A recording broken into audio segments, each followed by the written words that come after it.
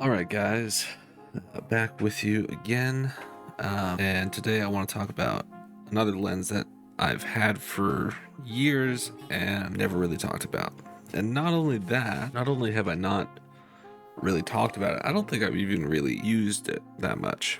And there's a reason for that. That reason being that it's a very wide angle lens, and I, until recently, have not really been interested, or I haven't found my use case for wide angle. That's because wide angles, really wide angles, it's counterintuitive. When you start with photography, what people say is use like a 50 or a 35 because those are natural, the standard looks for photography.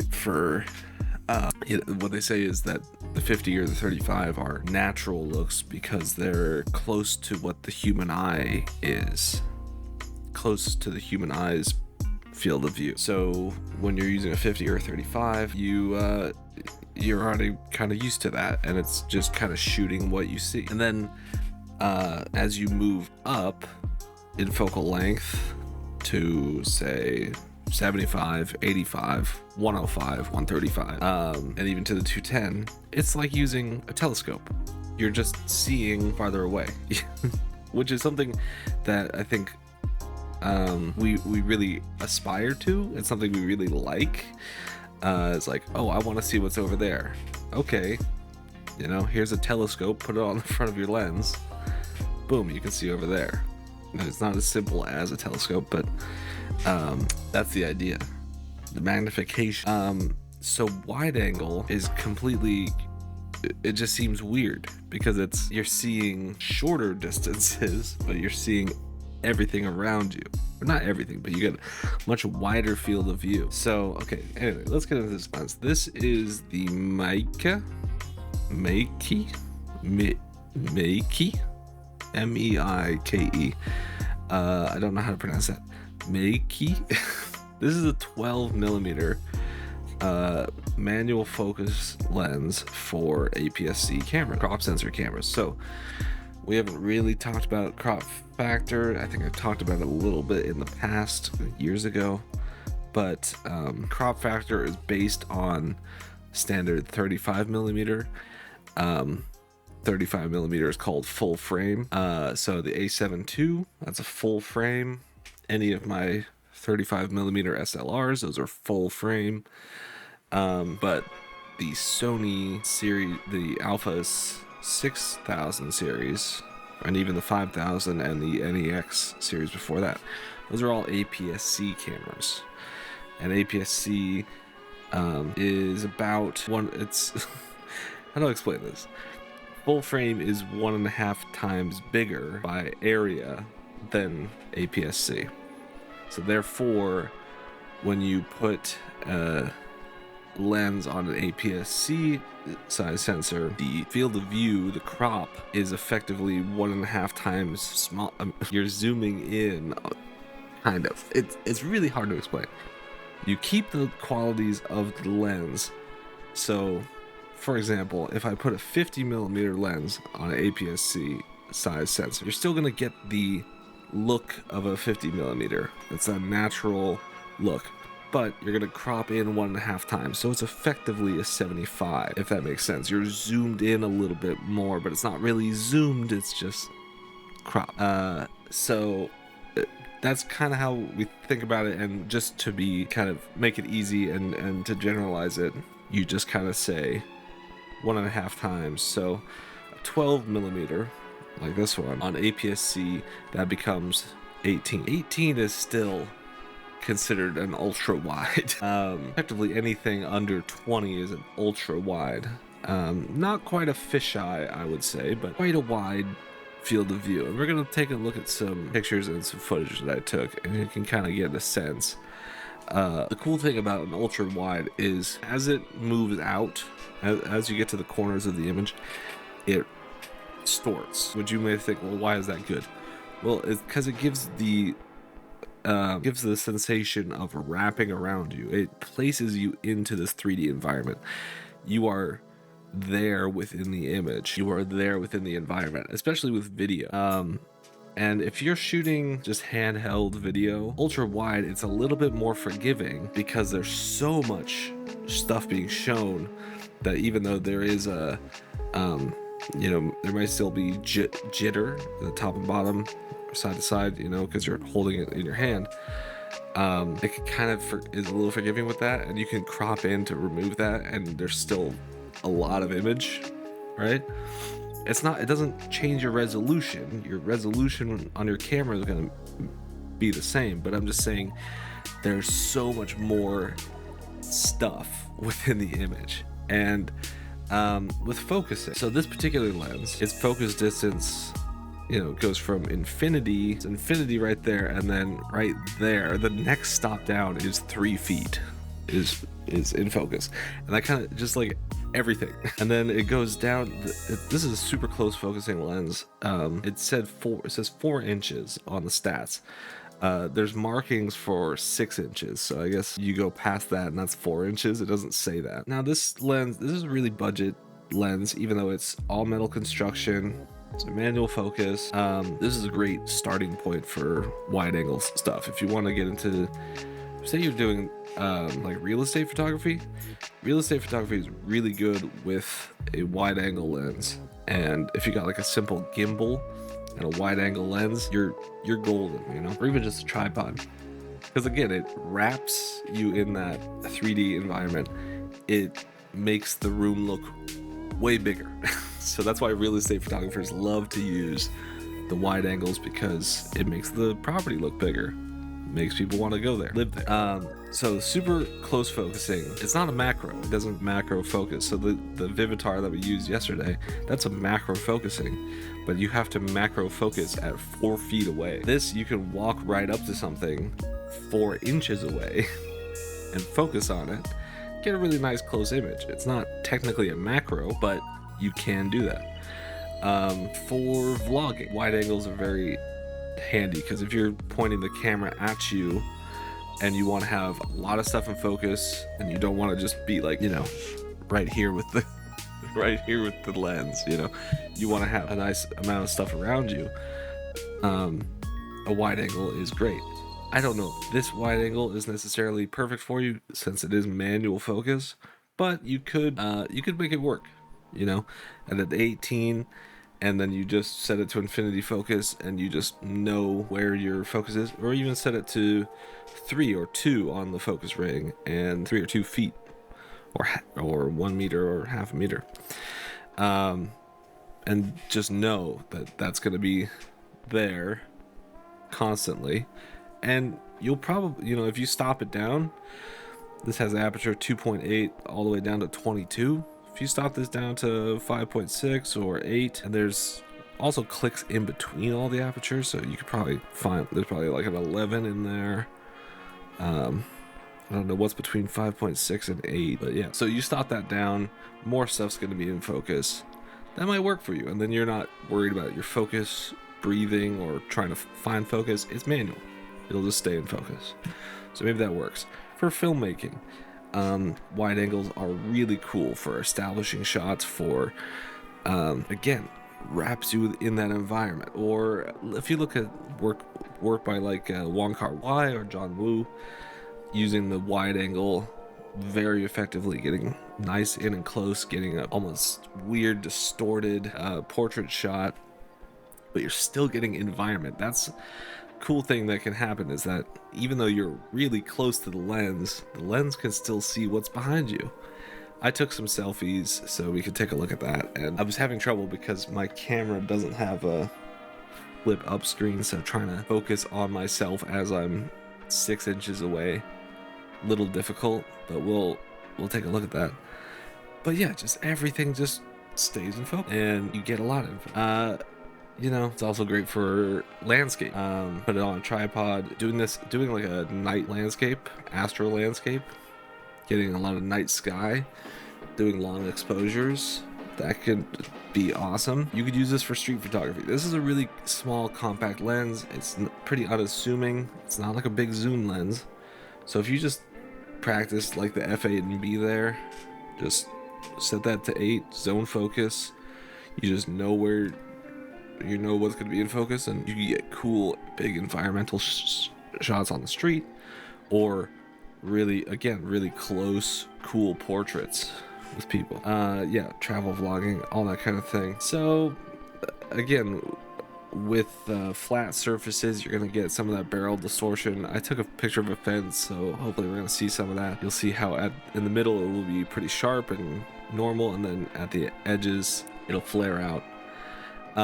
If you're gonna do a close-up with somebody's face, it's gonna be warped. Faces are gonna look weird. Does have some chromatic aberration, and flares are going to be a problem. You get some pictures? Yeah. I took some pictures of like the sun coming through the trees this morning, and I took them at different apertures, so you're going to see some of the flares. There's some really cool sun stars. This lens can do some really cool sun stars. I don't know the aperture blades or anything. Oh, it's 9 aperture blades, so that's cool. This is 12 elements in 10 groups. That's a lot of glass. Yeah, Sony E for APS-C. Anything else I need to mention here? Minimum focus distance, 10 centimeters, 3.94 inches. So I could have gotten closer. And the angle of view is 99 degrees. That's pretty wide. That's, you know, that's 180. So it's 180 or around there would be closer to what's a fisheye. But hey, that's 99, pretty good. Comes with the bayonet lens hood right here.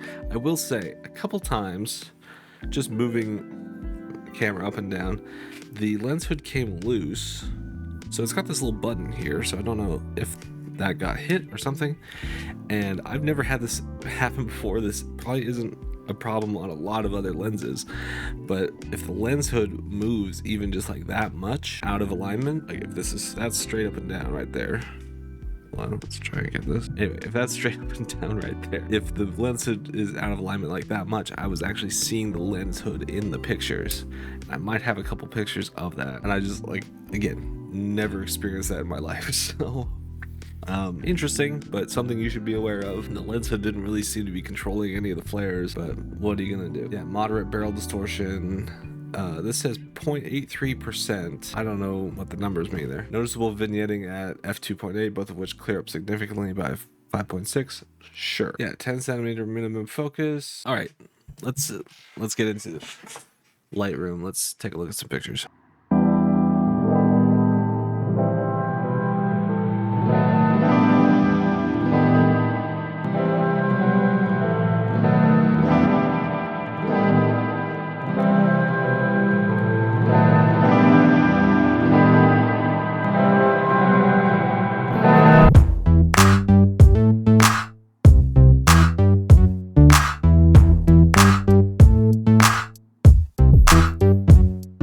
So here's the first picture. Now look, the text is not totally in focus here, but Sid, all right, apologies. Sid knocked the lens we're talking about onto the floor.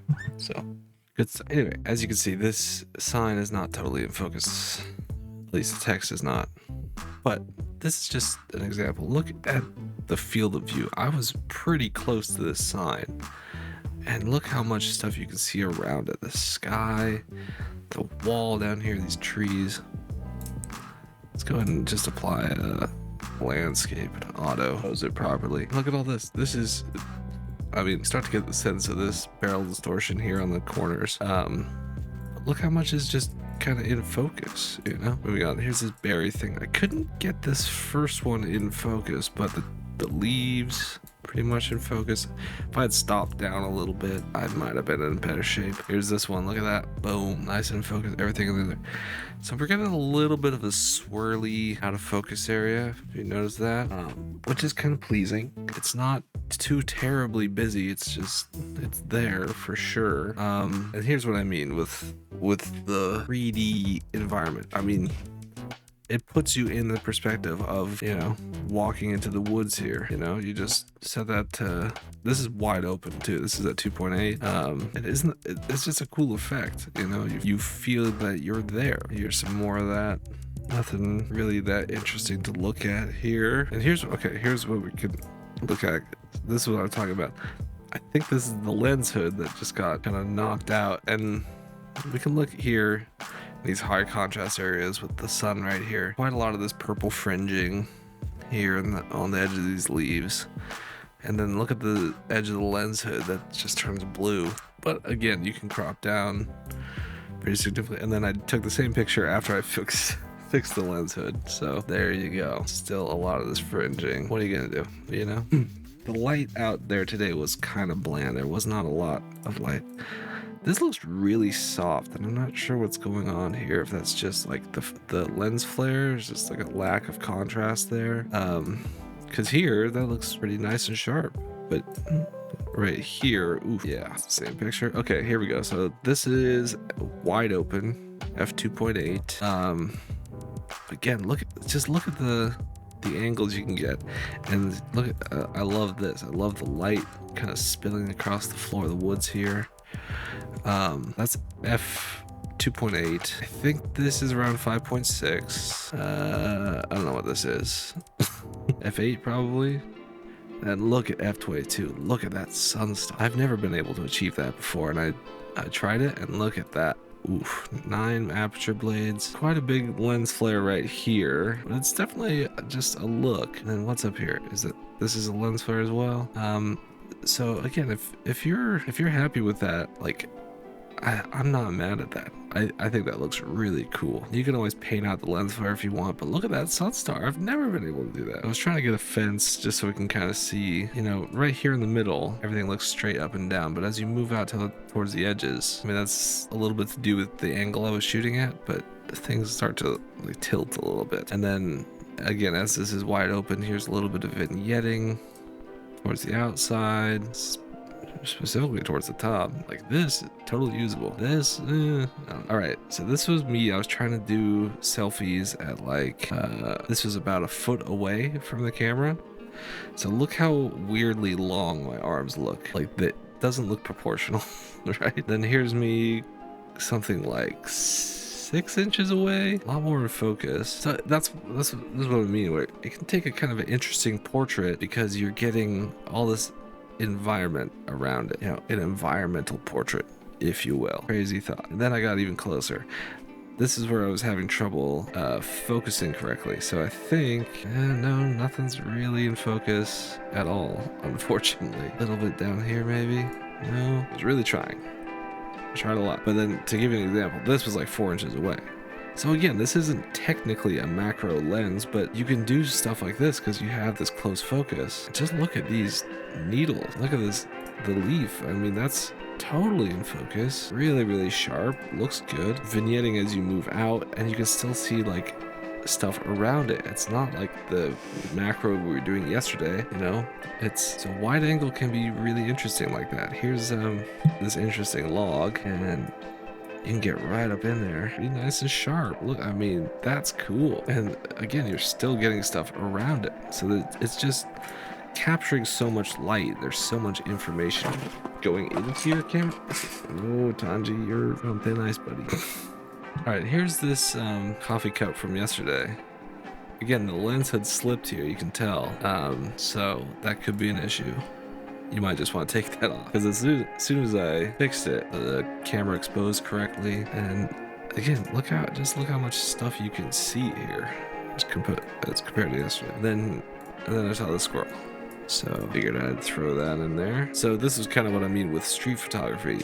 If you are kind of aware of how close your subject is, and you want to get a good composition of something, you can do it with this lens. Absolutely. All right, so anyway, there's this lens, and ultimately, what do I think about this lens?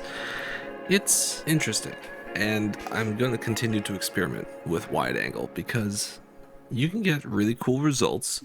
You get something that I don't think. Let me give you an example. I was trying to film a jam session a couple weeks ago, and I grabbed my 35mm. And I'm like, this lens is wide, it's sharp, it's autofocus. And within our practice room, I was just having so much trouble finding an angle that could see everybody. So I think starting to experiment with the wide angle for that kind of thing, I can start to get way better results. I'm trying to push myself and learn in that direction. And I've had this lens, and it's like I have no excuse for not using it. It's really good for what it is: manual focus, cheap lens, and doing real estate photography, street photography, landscapes, all that kind of stuff. I should be using this more than any other lens, pretty much. So I'm gonna keep trying to mess with the wide. I did buy myself a little birthday present that should be coming tomorrow. So either we're gonna talk about that tomorrow, depending on what time it arrives, or we're gonna talk about some frequently asked questions in photography. So if you have any questions you'd like to ask me and want me to answer, please put them below in the comments. If not, you know what? Don't worry about it, because I got some questions I'm gonna try and answer anyway. But yeah, again, if you're looking to get into the wide angle, or you want to know, like, if you've been working with the 50 and the 35, you want to know what to do next, this might be something to look at. For under $200, nothing to complain about, so certainly. Just no autofocus. What are you gonna do? But all right, guys, talk to you tomorrow.